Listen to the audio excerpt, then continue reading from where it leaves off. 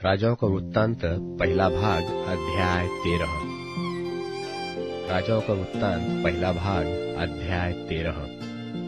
तब यहोवा से वचन पाकर परमेश्वर का एक जन यहूदा से बेतेल को आया और यारोबाम धूप जलाने के लिए वेदी के पास खड़ा था। उस जन ने यहोवा से वचन पाकर वेदी के विरुद्ध यो पुकारा कि वेदी, हे वेदी, यहोवा यो कहता है कि सुन, दाऊद के कुल में योशिय्याह नाम एक लड़का उत्पन्न होगा। वह उन ऊंचे स्थानों के याजकों को जो तुझ पर धूप जलाते हैं तुझ पर बलि कर देगा और तुझ पर मनुष्यों की हड्डियां जलाई जाएगी। और उसने उसी दिन यह कहकर उस बात का एक चिन्ह भी बताया कि यह वचन जो यहोवा ने कहा है, इसका चिन्ह यह है कि यह वेदी फट जाएगी और इस पर की राख गिर जाएगी। तब ऐसा हुआ कि परमेश्वर के जन का यह वचन सुनकर जो उसने बेतेल के विरुद्ध पुकार कर कहा था, यारोबाम ने वेदी के पास से हाथ बढ़ाकर कहा, उसको पकड़ लो।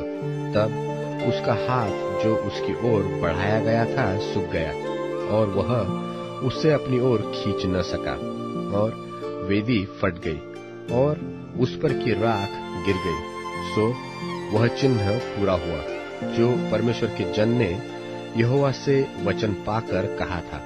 तब राजा ने परमेश्वर के जन से कहा, अपने परमेश्वर यहोवा को मना और मेरे लिए प्रार्थना कर कि मेरा हाथ जो का त्यों हो जाए।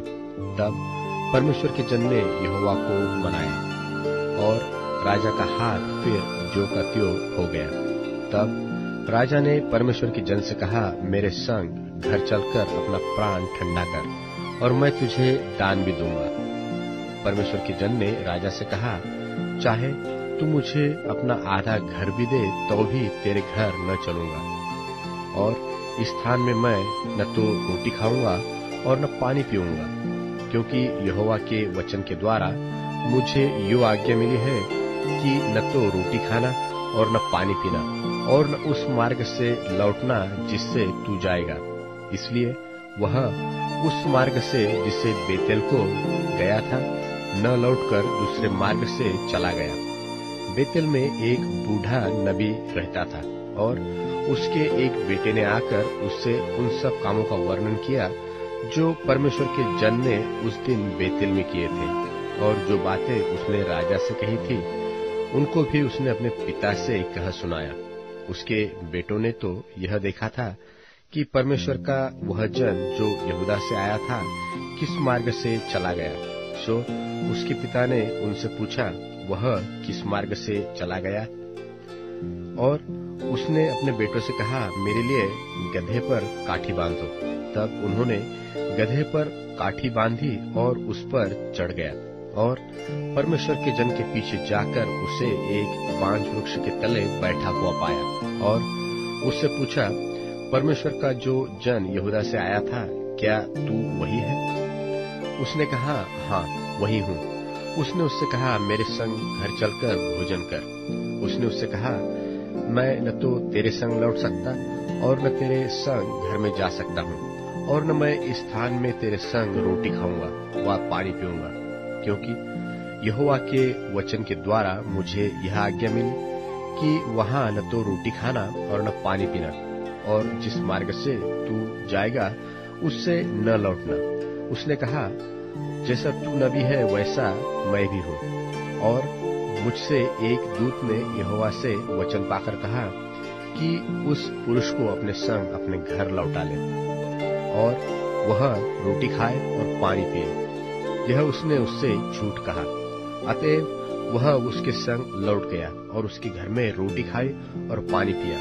और जब वे मेज पर बैठे ही थे कि यहोवा का वचन उस नबी के पास पहुंचा जो दूसरे को लौटा ले आया था, और उसने परमेश्वर के उस जन को जो यहूदा में से आया था पुकार के कहा, यहोवा यो कहता है, इसलिए कि तूने यहोवा का वचन न माना और जो आज्ञा तेरे परमेश्वर यहोवा ने तुझे दी थी उसे भी नहीं माना, परंतु जिस स्थान के विषय उसने तुझसे कहा था कि उसमें न तो रोटी खाना और न पानी पीना, उसी में तूने लौटकर रोटी खाई और पानी भी पिया है। इस कारण तुझे अपने पुरखाओं के कब्रिस्तान में मिट्टी नहीं दी जाएगी।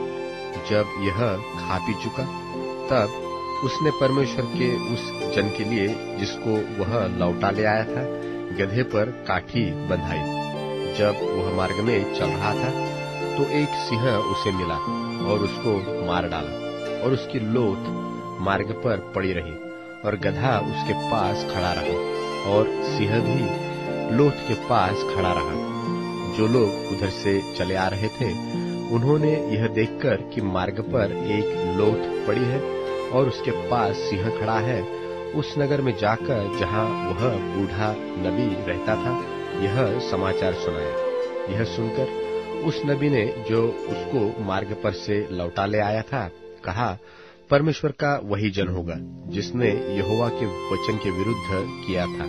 इस कारण यहोवा ने उसको सिंह के पंजे में पड़ने दिया, और यहोवा के उस वचन के अनुसार जो उसने उससे कहा था, सिंह ने उसे फाड़कर मार डाला होगा।